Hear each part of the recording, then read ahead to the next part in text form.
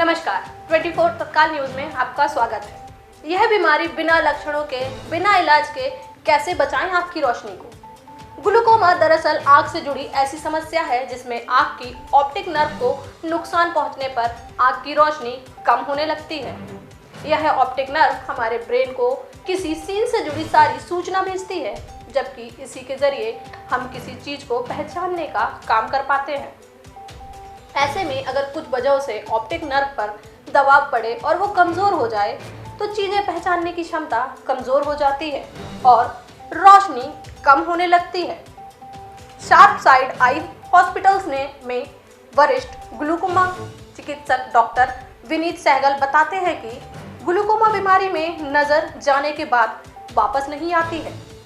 इसे जड़ से खत्म नहीं किया जा सकता, केवल कंट्रोल किया जा सकता है। आंख का प्रेशर धीरे धीरे बढ़ने से आंख की नस कमजोर हो जाती है, तो फिर नजर धीरे धीरे खत्म हो जाती है। आंख की नस एक तार के समान होती है जो आंख को दिमाग से जोड़ती है। जब हमारी आंखें कैमरों की तरह किसी भी चित्र को देखती हैं, तो यह चित्र इस नस के जरिए हमारे दिमाग तक पहुंच जाते हैं और तभी हम देख पाते हैं। इसमें कोई लक्षण नहीं होते, बस समय समय पर आप आंख की जांच करवाते रहें। नजर का साइलेंट किलर। पारस हॉस्पिटल में हेड नेत्र विशेषज्ञ डॉक्टर ऋषि भारद्वाज कहते हैं कि ग्लूकोमा को काला मोतिया के रूप में जाना जाता है। इसे साइलेंट थीफ ऑफ विजन का नाम भी दिया गया है, क्योंकि ग्लूकोमा किसी खतरनाक लक्षण के दृष्टि को नुकसान पहुंचाता है और अंधापन होने के लिए जिम्मेदार होता है। आप ग्लूकोमा से पीड़ित हैं या नहीं, इसका पता लगाने के लिए डायलेटेड रेटिना की जांच, आंखों का प्रेशर, अन्य स्कैन और टेस्ट करवाने पड़ते हैं। बच्चों को भी हो सकती है यह बीमारी। डॉक्टर विनीत सहगल कहते हैं कि आंखों से जुड़ा यह रोग बच्चों में जन्मजात या फिर बाद में भी हो सकता है।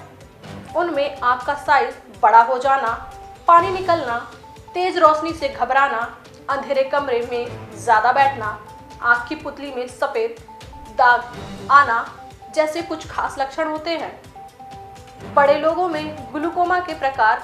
बड़े लोगों में आमतौर पर ग्लूकोमा 40 से 45 साल की उम्र में दिखाई देता है।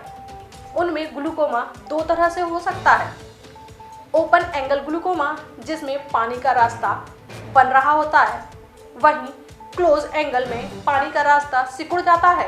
ओपन एंगल ग्लूकोमा में आंख में प्रेशर बढ़ता जाता है और नस को नुकसान होता है। इसीलिए इससे ग्रस्त मरीजों को बाद में ब्लाइंडनेस की समस्या आती है और क्लोज एंगल वालों की रोशनी को समय पर बचा सकते हैं। किन लोगों को ज़्यादा खतरा है?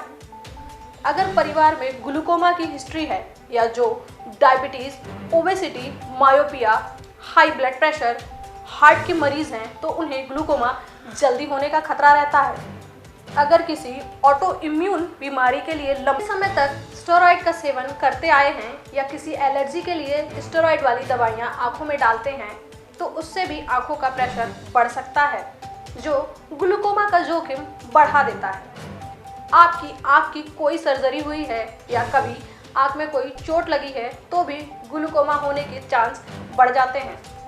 समस्या की पहचान के लिए विजुअल फील्ड टेस्ट किया जाता है। इसे पेरीमेट्री भी कहते हैं।